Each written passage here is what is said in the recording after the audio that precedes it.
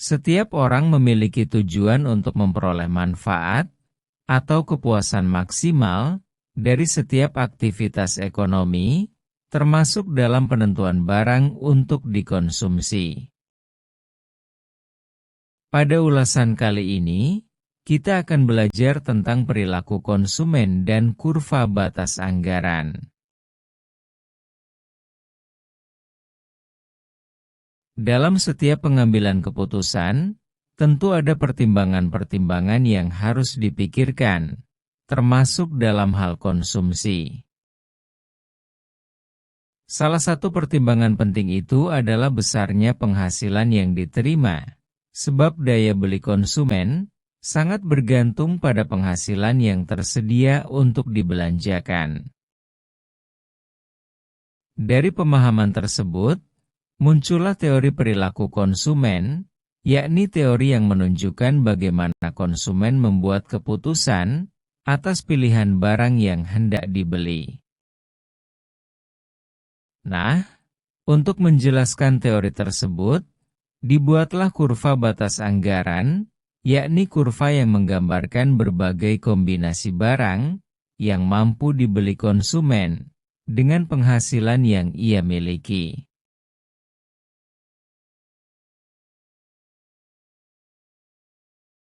Sekarang kita melihat kurva batas anggaran. Dari kurva tersebut dapat diketahui garis anggaran, yakni garis yang menghubungkan titik A sampai dengan titik D, yang menunjukkan kombinasi barang yang mampu dibeli konsumen dengan menggunakan seluruh penghasilan.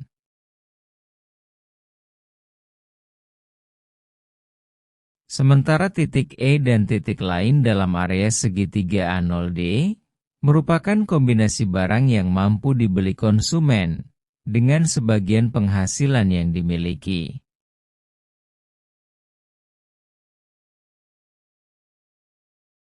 Sedangkan titik F dan titik lain di luar area segitiga A0D merupakan kombinasi barang yang tidak mampu dibeli konsumen.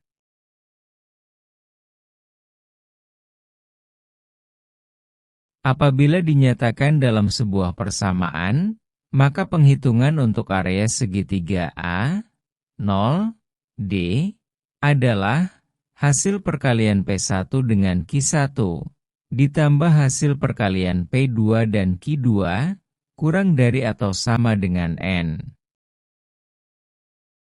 Di mana Q1 dan Q2 adalah kombinasi barang yang bisa dibeli. Lalu P1 dan P2 adalah harga masing-masing barang, serta N mewakili penghasilan.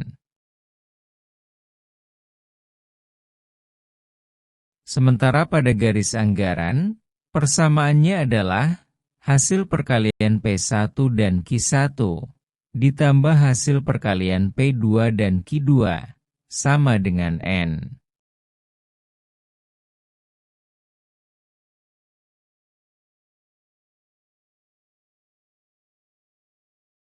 Berikut contoh kasus sederhana. Masih menggunakan kurva sebelumnya, misalnya total pendapatan konsumen K adalah 100 US dollar. Umpamakan Q1 adalah telur, sementara Q2 adalah kentang. Maka kombinasi maksimal dari telur dan kentang yang mampu dibeli konsumen K adalah titik A, yakni 50 telur dan 0 kentang, atau titik B, yakni 30 telur dan 25 kentang, atau titik C, yakni 10 telur dan 50 kentang, atau titik D, yakni 0 telur dan 62 kentang, atau titik lain di sepanjang garis anggaran.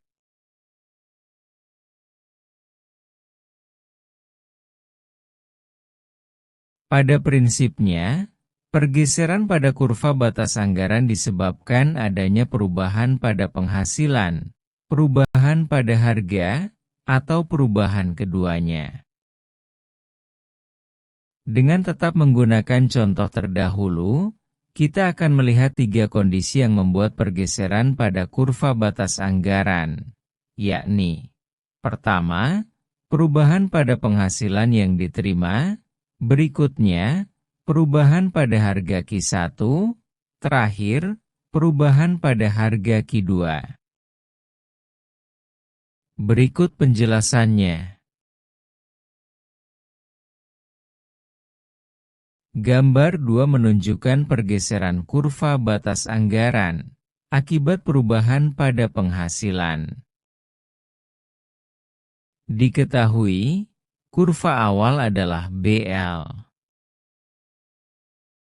Apabila harga Q1 dan Q2 tidak berubah, maka perubahan pada penghasilan akan menggeser kurva batas anggaran, sejajar dengan kurva awal. Kenaikan penghasilan akan menggeser kurva ke kanan, menjadi BL aksen, sementara penurunan penghasilan akan menggeser kurva ke kiri, menjadi BL double aksen.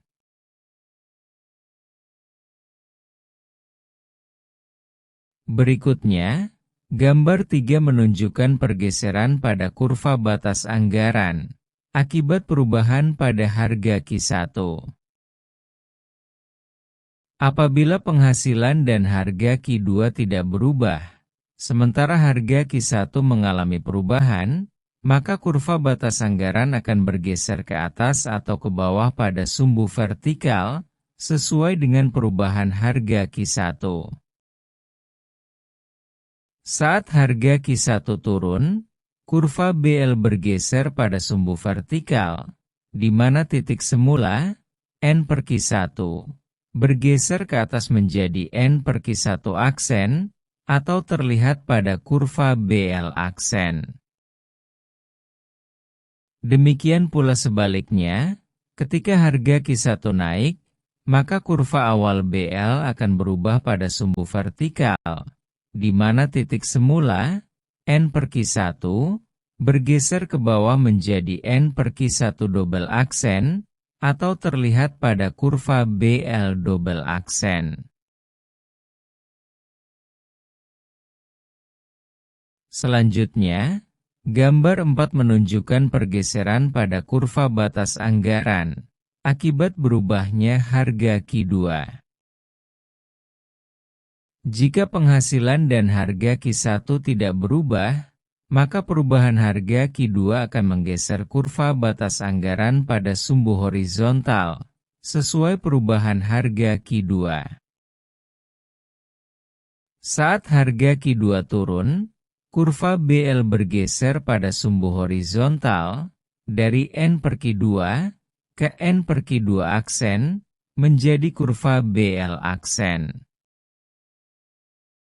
Sebaliknya, jika harga Q2 naik, maka titik awal, N per Q2, bergeser ke titik N per Q2 double aksen, menjadi kurva BL double aksen.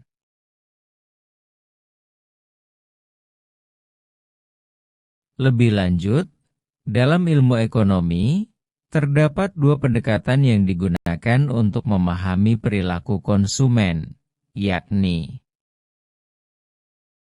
pertama, pendekatan marginal utility. Dalam pendekatan ini terdapat anggapan bahwa utilitas atau kepuasan konsumen bisa diukur dengan unit moneter atau satuan terukur lainnya. Pendekatan ini juga dikenal dengan istilah pendekatan kardinal. Yang kedua, pendekatan ordinal. Pendekatan ordinal mengukur kepuasan konsumen melalui sebuah perbandingan, yakni kepuasan yang lebih tinggi atau lebih rendah, tanpa menggunakan ukuran yang menunjukkan seberapa tinggi atau rendah tingkat kepuasan tersebut.